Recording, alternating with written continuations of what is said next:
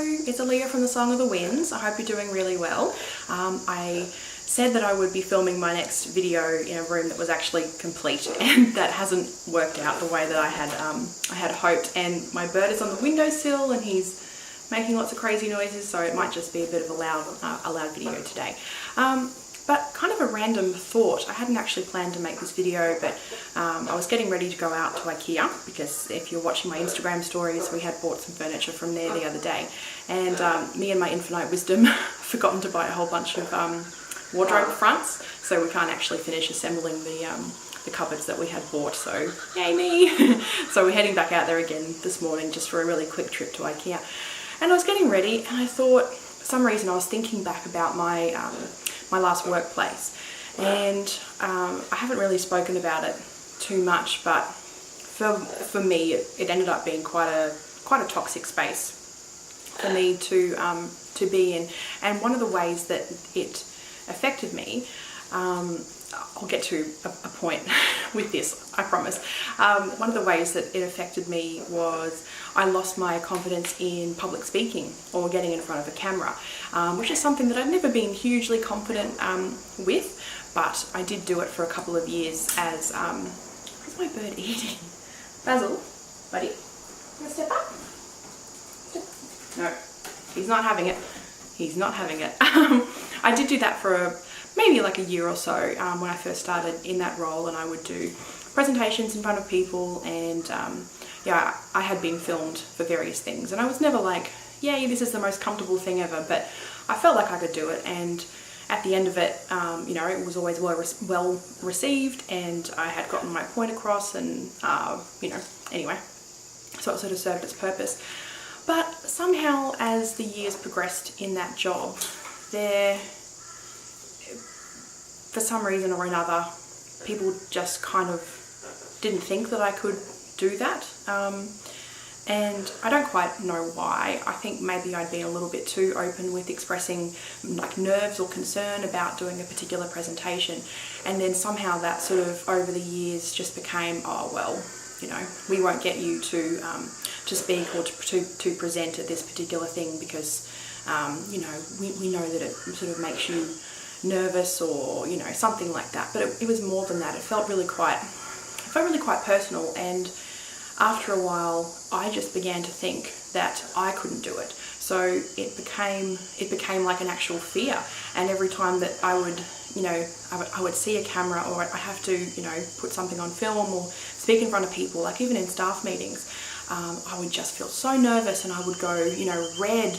My neck and my chest would go red, and I would start to stutter, and I'd have these blanks where I didn't just forget what I wanted to say, I forgot all language. I forgot how to speak, and like a childhood stutter would come back, and it was horrendous, you know. And I started to feel really insecure about doing that. And then in turn that had a knock-on effect with other things in my my job role, and unfortunately I wasn't supported in any capacity to actually get across that hump or try and develop further. It was more just like, okay, well, you know, we've got other people that can do it, so let's not worry about developing you. And so when I came off work on maternity leave, and I haven't returned to that job, and I don't intend to ever, I sort of said to myself, you know, I was feeling pretty knocked around by the whole birth process, and you know, just like really unsure about what I would do next, because so much of my identity was tied up in that job. Careful, Basil, you're gonna hurt yourself. So much of my identity was tied up in that job.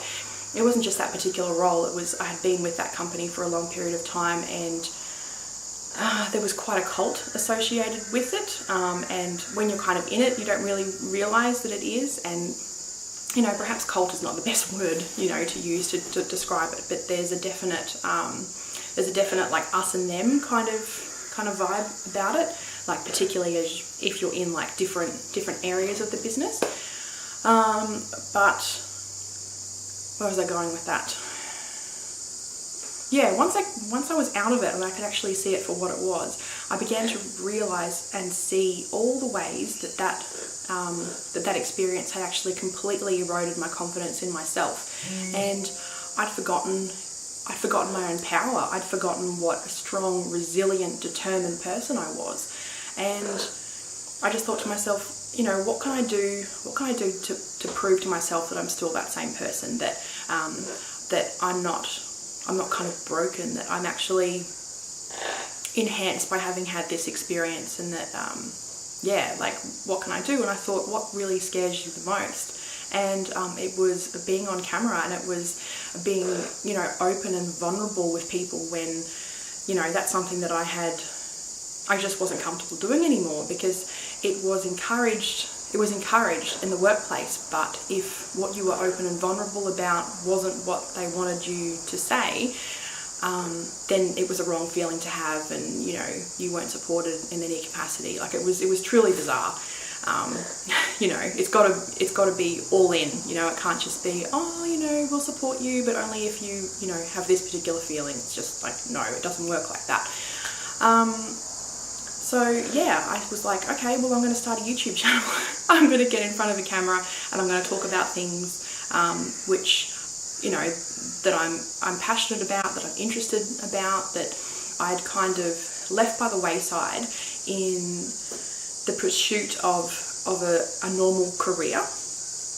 And I realized that I had actually forgotten and possibly even lost some of these parts of myself that I actually love so much. And when I think back on my life, were, you know, some of the most profound times in my life was when I was actually active in my practice, and I was, you know, living my sort of spiritual experience, and, you know, really trying to improve myself. I'd forgotten all of that because I was working such long hours. It was seriously probably about 70% of what was on my brain at all times, and I just wasn't being nurtured or supported in any way, and I had no energy left to do that for myself, because part of the role was it was a management position most recently, although I had worked in other jobs.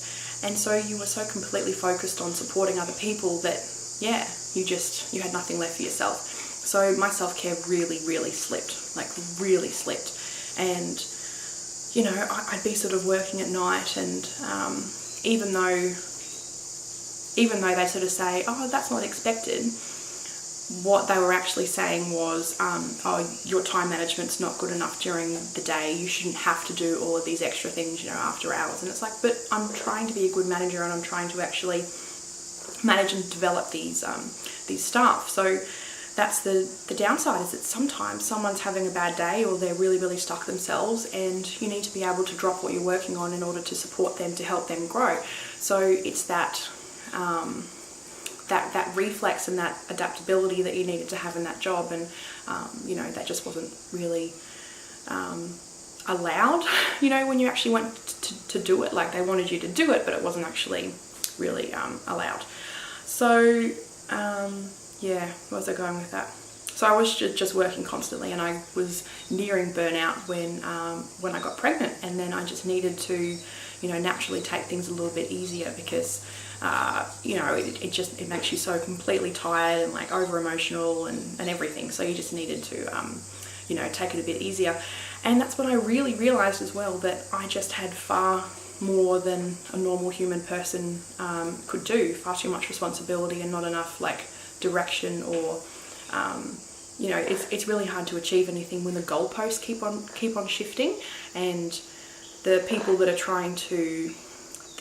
are managing you themselves, they don't actually really understand what it is that they want, and they don't really understand what it is that you do. So you just kind of end up this awful jack of all trades, which, you know, isn't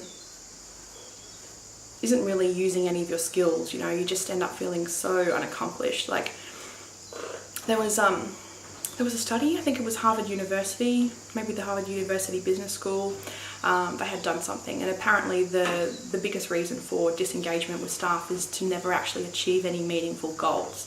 And hands down, that was my experience. I didn't achieve any meaningful goals, and that was really depressing, because I'm such a determined, dedicated person that to just tread water every single day and just try and keep your head above water was not good.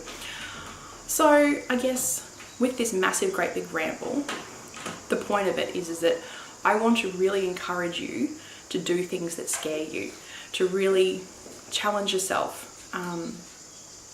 I mean, you know, don't go swimming in a shark tank if you in a shark cage in the middle of the ocean if you can't swim, but do something appropriate to your skill set and your ability that makes you feel scared, that makes you feel uncomfortable, and show yourself that you can actually do it. Like, it is the most amazing feeling. And I certainly wouldn't say that I feel comfortable in front of the camera. Like, a lot of the times when I talk,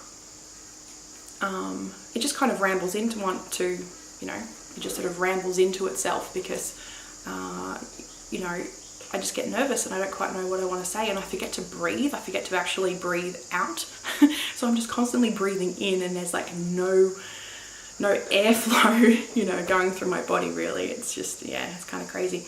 But then I do begin to, you know, loosen up and I feel more comfortable and all that sort of stuff. But so in the last year, I'd say that's probably been one of the most beneficial things that I have done for myself, is actually, yeah, try and get in front of the camera and do something that that scares me, and tap back into your own, you know, power. Don't let someone else make you feel as if you can't do something, because if it gets to the stage, like I stupidly left it to the stage where I began to doubt everything about myself. I began to doubt skills that I had for more than 10 or 15 years, like things that I had learned when I first entered the workforce.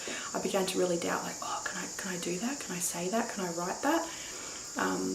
You know, and you just end up a bumbling, blubbering mess. Like, it's just, yeah, it's crap. So what scares you? What can you do to challenge yourself? I'd love to hear in the comments below what that is, and if you've got any plans in 2018 to start doing that, and if not, why not? Because you absolutely can. Seriously, if I can do it, you can definitely do it.